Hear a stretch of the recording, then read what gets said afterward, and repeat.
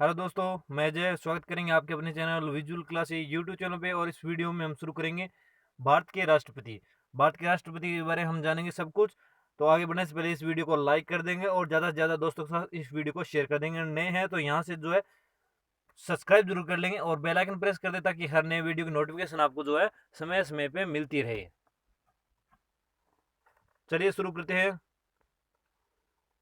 भारतीय संविधान में जो भारत के राष्ट्रपति है उनके जो अनुच्छेद है उसके अनुच्छेद 52 के अनुसार भारत का जो है राष्ट्रपति एक होगा। यानी भारत में जो क्या है राष्ट्रपति है वो एक होगा। जैसे कई देशों के अंदर जो है दो राष्ट्रपतियों का प्रावधान है, पर अनुच्छेद 52 के अनुसार भारत का राष्ट्रपति एक होगा।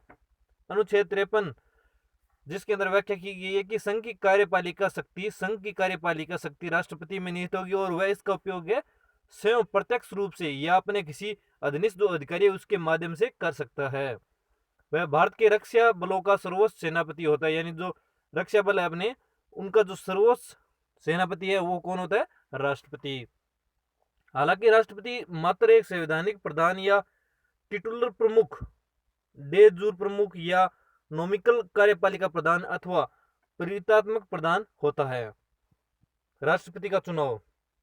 राष्ट्रपति का चुनाव निर्वाचक मंडल के सदस्यों द्वारा किया जाएगा, जिसमें निम्न लोग शामिल होंगे: चयनित सांसद, राज्यों के चयनित विधायक, राष्ट्रीय राजधानी क्षेत्र दिल्ली जो 17वें संविधान संशोधन द्वारा जोड़ा गया है और 1/6/1995 से ये प्रभावी है, और संघ शासित जो प्रदेश है पांडुचेरी की चयनित इसके विधायक, जिसके द्वारा क्या राष्ट्रपति का चुनाव होता है। इस प्रकार जो सांसद और विधानसभाओं विधान परिषदों के जो मनोनीत सदस्य है वो राष्ट्रपति चुनाव में भाग नहीं लेते हैं। अनुच्छेद 55 में चुनाव के तौर तरीके के बारे में बताया गया, जिसमें संविधान के अनुसार एक रूपता एवं राष्ट्र भर से प्रतिनिधित्व होना चाहिए। अतः सांसद और जो विधायक है अपने प्रतिनिधित्व के आधार पर मत देते हैं। चुनाव का आयोजन एकल संक्रमणीय पद्धति है उसके द्वारा समानुपातिक प्रतिनिधित्व प्रणाली के अनुसार होता है। यह मतदान गुप्त बेल्ट द्वारा किया जाता है। इसके अंदर जो है गुप्त बेल्ट होता है उसके द्वारा ये चुनाव होता है ताकि पता नहीं चले कि किसने किसको वोट दिया है। राष्ट्रपति के निर्वाचन से संबंधित सभी संदेह और विवादों की जांच और निपटारे का जो निर्वाचन है वो कौन करता है? सर्वोच्चतम न्यायालय द्वारा किया जाता है और जिसका निर्णय होता है वो अंतिम होता है। चुनाव प्रक्रिया पर निगरानी संचालन भारतीय चुनाव आयोग द्वारा होता है।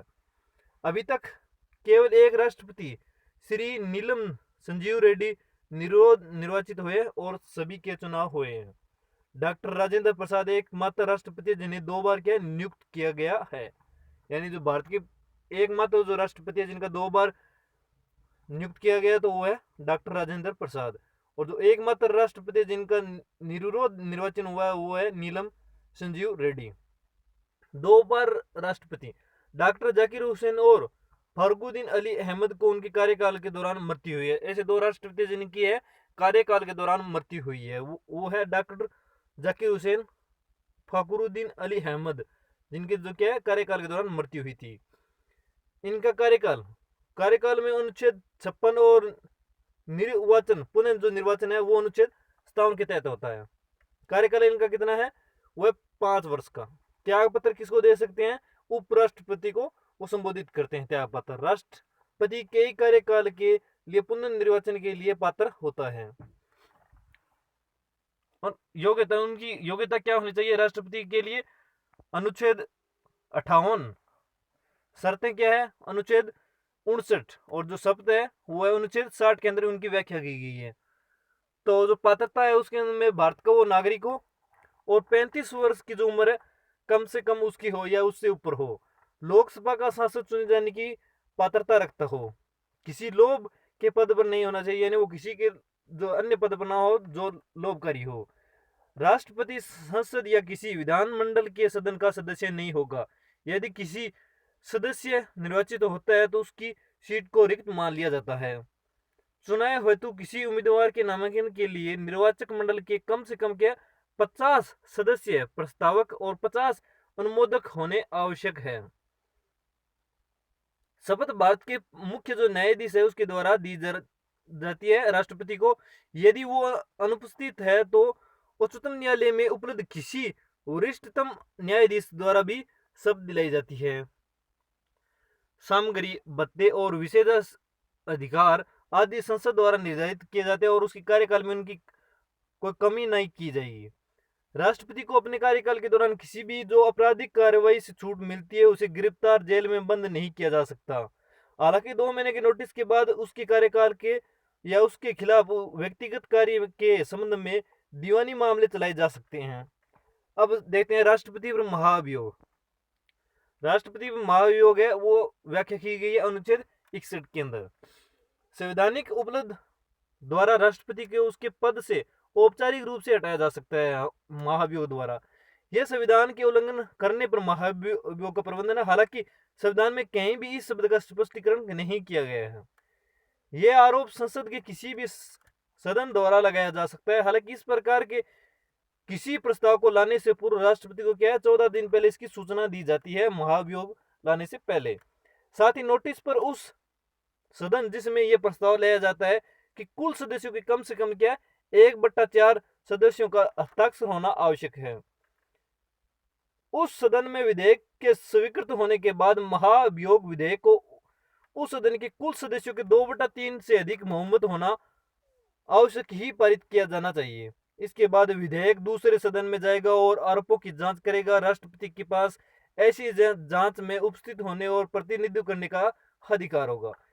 यदि दूसरा सदन आरोप मनाए रखता है और राष्ट्रपति को उल्लंघन का दोषी पाता है तो उस संकल्प को उस सदन के कुल 2/3 के सदस्य से अधिक का बहुमत होना पारित करता है। तो राष्ट्रपति का पद है संकल्प पारित होने की दिनांक से रिक्त क्या माना जाता है। अतः महाभियोग एक अर्ध न्यायिक प्रक्रिया, जबकि संसद के मनोनीत सदस्य राष्ट्रपति के निर्वाचन में भाग नहीं लेते परंतु वे महाभियोग प्रक्रिया में पूर्ण हिस्सा लेते हैं। साथ ही राज्य विधायकों की महाभियोग की प्रक्रिया में कोई भूमिका नहीं होती है। आगे देखें राष्ट्रपति की शक्तियां। राष्ट्रपति की शक्तियां क्या है? कार्यपालिका शक्तियां। पहली शक्ति है कार्यपालिका शक्तियां, जिस उसके नाम से ही सभी कार्यपालिका कार्य किए जाते हैं। वह सरकार का औपचारिक टिटलर प्रमुख या डे जूर प्रमुख होता है। वह प्रधानमंत्री या उसकी सलाह पर अन्य मंत्रियों की नियुक्ति भी करता है। भारत के महान्यायवादी, नियंत्रक व महालेखा परीक्षक, मुख्य चुनाव आयुक्त, अन्य आयुक्तों, संघ लोक सेवा आयोग के अध्यक्ष, सदस्य, राज्यों के राज्यपाल, वित्त आयोग के अध्यक्ष सदस्यों की क्या राष्ट्रपति नियुक्ति करता है। वह अंतर राजकीय परिषद की नियुक्ति करता है। वह किसी भी क्षेत्र को अनुसूचित क्षेत्र और किसी जाति को अनुसूचित जाति घोषित करने का क्या निर्णय कर सकता है। ये इसकी शक्ति होती है। अब है विधायी शक्तियां। अब देखते हैं राष्ट्रपति के पास विधायी शक्तियां कौन सी है। तो वह संसद स्तर को आहूत करने, सत्रावासन करने, लोकसभा भंग करने की इसके पास शक्ति है। संसद के दोनों सदनों की संयुक्त बैठक को बुलाने की शक्ति, जिसकी अध्यक्षता लोकसभा अध्यक्ष द्वारा की जाती है। कला, साहित्य, विज्ञान, समाज सेवा के ख्याति प्राप्त लोगों के 12 सदस्यों को क्या राज्यसभा के लिए और एंग्लो भारतीय समुदाय के 2 लोगों को लोकसभा के लिए वो नामांकित कर सकता है। ये राष्ट्रपति की शक्ति है। विशेष प्रकार के विधेयकों जैसे धन विधेयक, भारत की संचित निधि से व्यय करने की मांग वाले विधेयक आदि को प्रस्तुत करने के मामले में राष्ट्रपति की पूर्व अनुमति क्या आवश्यक होती है। वह विधेयक पर अपनी राय को रोक सकता है, विधेयक को विधेयिका में लौटा सकता है या फिर पॉकेट में रख सकता है। ये उनकी खास शक्ति है। वह संसद के स्तर में न होने पर अध्यादेश पारित कर सकता है। वह वित्त आयोग, केग और लोकसभा आयोग आदि की रिपोर्ट को संसद के समक्ष रखता है। बिना राष्ट्रपति की अनुमति के किसी अनुदान का आवंटन नहीं किया जा सकता। साथ ही वह केंद्र और राज्यों के मध्य आय के बंटवारे के लिए प्रत्येक 5 वर्ष में एक वित्त आयोग का क्या गठन करता है। उनकी जो न्यायिक शक्तियां वो भी देख लेते हैं। उनकी न्यायिक शक्तियां भी काफी है। मुख्य न्यायाधीश तथा उच्चतम और उच्च न्यायालय के न्यायाधीशों की क्या है वो नियुक्ति करता है। विधि के किसी भी प्रश्न पर उच्चतम न्यायालय से वो सलाह लेता है। वह क्षमादान आदि दे सकता है, यानी किसी अपराधी को क्षमादान देना है तो वो भी कर सकता है। आपातकालीन शक्तियां हैं उसमें है राष्ट्रीय जो आपातकाल है वो भी घोषित कर सकता है। अनुच्छेद 352 के अंदर इसकी व्याख्या है। राष्ट्रपति शासन लगा सकता है, वो है 356 के तहत। वित्तीय आपातकाल भी लगा सकते हैं राष्ट्रपति, वो है अनुच्छेद 360 के अंदर उसकी व्याख्या। आगे देखिए वीटो शक्ति। भारत के राष्ट्रपति के पास तीन वीटो शक्तियां, पहली पूर्ण वीटो, दूसरी निलंबित वीटो और तीसरी है पॉकेट वीटो। विधेयक पर अनुमति को रोके रखना, उसके बाद विधेयक समाप्त हो जाता है, एक अधिनियम नहीं बन पाता। उदाहरणतः कि 1954 में डॉक्टर राजेंद्र प्रसाद ने पेप्सू विनियोग विधेयक पर अपनी मंजूरी रोके रखी थी, तथा 1991 में श्री आर वेंकटरमन ने सांसदों के वेतन भत्ते विधेयक पर अपनी मंजूरी रोक दी थी। यह एक पूर्ण वीटो का क्या उदाहरण है। निलंबित वीटो विधेयक को पुनर्विचारण के लिए भेजना, जैसे कि 2006 में राष्ट्रपति डॉक्टर एपीजे अब्दुल कलाम ने लाभ के पद विधेयक पर निलंबित वीटो का उसका प्रयोग किया। हालांकि राष्ट्रपति विधेयक पर विधायिका के पुनर्विचार के लिए केवल एक बार ही विधेयक लौटा जा सकता है। अब देखिए पॉकेट वीटो, राष्ट्रपति को भेजे गए किसी विधेयक पर कोई कार्रवाई नहीं करना। संविधान में ऐसी कोई समय सीमा निर्धारित नहीं की गई जिसके अंदर राष्ट्रपति को क्या विधेयक पर अपनी अनुमति या हस्ताक्षर करना अनिवार्य हो। अतः उसके पास अमेरिकी राष्ट्रपति की तुलना में बिगर पॉकेट है। यानी 1986 में राष्ट्रपति जो थे हमारे ज्ञानी जेल सिंह, उन्होंने भारतीय डाक घर संशोधन विधेयक पर क्या पॉकेट वीटो लगाया था। राष्ट्रपति के पास संविधान संशोधन विधेयक के संबंध में कोई वीटो शक्ति नहीं है। वे ऐसे विधेयकों को क्या अनुमोदित करने के लिए बाध्य होते हैं। अध्यादेश बनाने की शक्ति, अनुच्छेद 123 के अंदर जो है अध्यादेश बनाने की शक्ति है। संसद के दोनों सदनों किसी एक सदन के सत्र में नहीं होने पर राष्ट्रपति द्वारा अध्यादेश जारी किया जा सकता है। अध्यादेश का संसद की पुनर्बैठक के 6 सप्ताह के भीतर अनुमोदन करना अनिवार्य होता है। अतः अध्यादेश का अधिकतम जीवन काल कितना है, 6 माह प्लस 6 सप्ताह।